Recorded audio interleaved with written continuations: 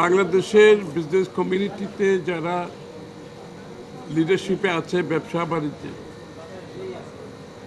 তাদের প্রায় সকলে আজকে এখানে উপস্থিত এবং বাংলাদেশের অর্থনীতির চালিকা শক্তি হিসাবে যে বড় বড় ব্যবসায়ীরা আছে সবাই কিন্তু আজকে এখানে এসছে এবং আসার পেছনে এখানে দুটো কারণ আছে। একটা হচ্ছে আমাদের এলডিসি গ্র্যাজুয়েশন, একটা হচ্ছে আমাদের লেবার ইস্যু।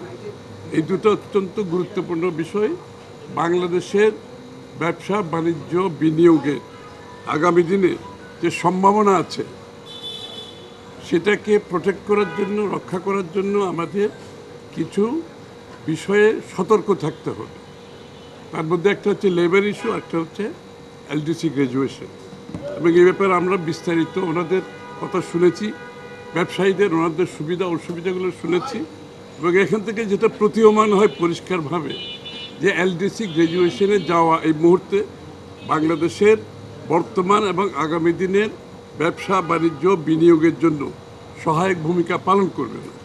কারণ বাংলাদেশ এখন একটা বড় ধরনের আপরাইজিংয়ের পরে যে আমরা এখন কিন্তু দেশটার অর্থনীতিকে রক্ষা করার জন্য সকলে মিলে কাজ করছে, এটাকে সামনে এগিয়ে নিয়ে যাওয়ার জন্য কাজ করছে।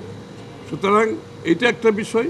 আর বিগত দিনে এলডিসি গ্র্যাজুয়েশনের পরিপ্রেক্ষিতে যে স্ট্যাটিস্টিক্সগুলো দেওয়া হয়েছিল এগুলো প্রশ্নবিদ্ধ আছে।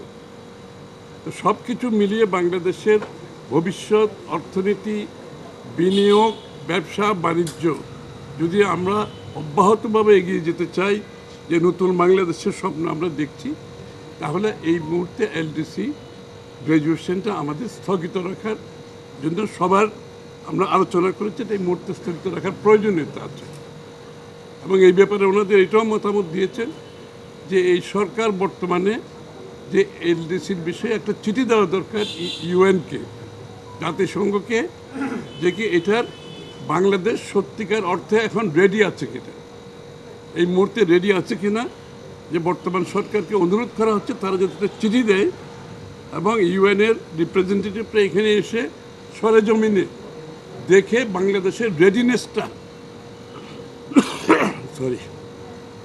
আছে কিনা এটা প্রত্যক্ষভাবে দেখার প্রয়োজনীয়তা আছে। আর দ্বিতীয়ত লেবার ইস্যুতে যে বিষয়গুলো আছে ওনারা বিস্তারিত বলবেন।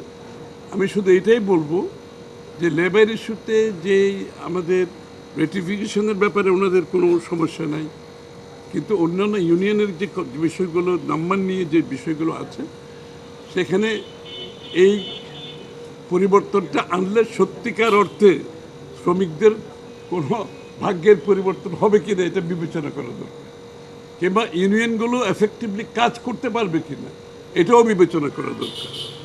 কারণ এইগুলো বিবেচনা না করে তাড়াহুড়া করে যদি সিদ্ধান্ত নেওয়া হয় তাহলে আগামী দিনে একবার যদি একটা ব্যাড মেসেজ যায় দেশের ভিতরে দেশের বাইরে, এটা থেকে বেরিয়ে আসা খুব কঠিন হবে। নির্বাচনের বিষয়ে তো শুধু বাংলাদেশের ব্যবসায়ী নয়, বাংলাদেশে যারা ব্যবসায়ীটা আছেই, বিদেশি বিনিয়োগকারীরা আছে, আগামীতে যারা বিনিয়োগ করতে চাচ্ছে, সকলের একটাই কথা যে সকলে নির্বাচনের অপেক্ষায় আছে।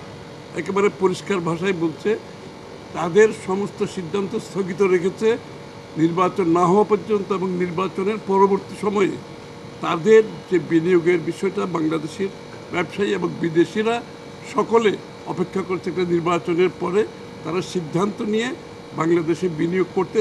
অনেকের উৎসাহ আছে কিন্তু সবাই অপেক্ষা করছে নির্বাচনের জন্য।